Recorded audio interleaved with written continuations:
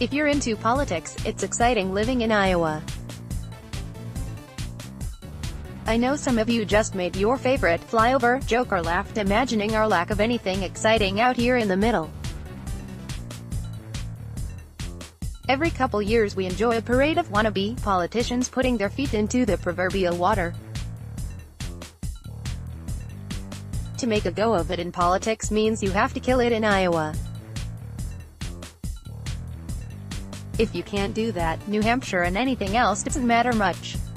To succeed in Iowa, you have to be face-to-face with the people. Democrats and Republicans alike face an informed group of political activists when they come to Iowa.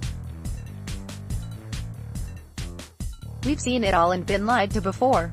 Fake it till you make it won't play well in the coffee shops, diners, and farms of Iowa. It looks like Secretary of the Interior Ryan Zinke is the first Republican to attempt to quietly dip his toe in the Iowa waters. Politics of running for president starts earlier and earlier every 4 years. While many liberal politicians from Sen. Cory Booker, D&J, former Obama vice president and Sen.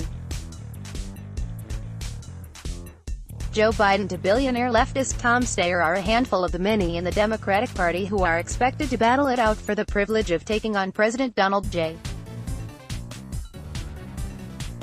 Trump in 2020, it seems that some Republicans are already planning for 2024.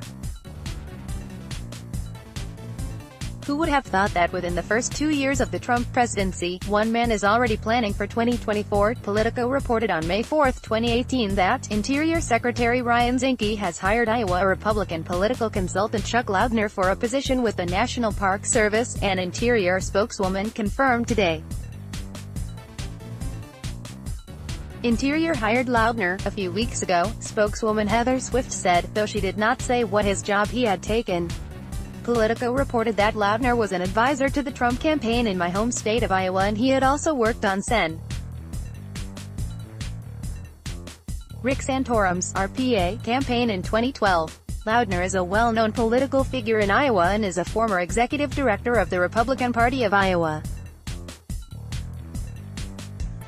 Now, taken alone, this might just be considered a situation where a longtime campaign official wanted to make the transition into politics.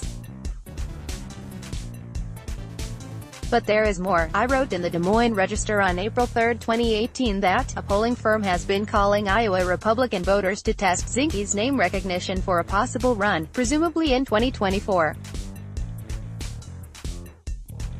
This shows that the White House sweepstakes has started very early, and that Zinke is known in D.C. as somebody with White House ambitions. Now this gets very interesting. It might be a brilliant move to start in 2018 with ambitions for 2024, or it might get President Trump angry if he sees that one of his own cabinet members are already measuring the drapes of the Oval Office.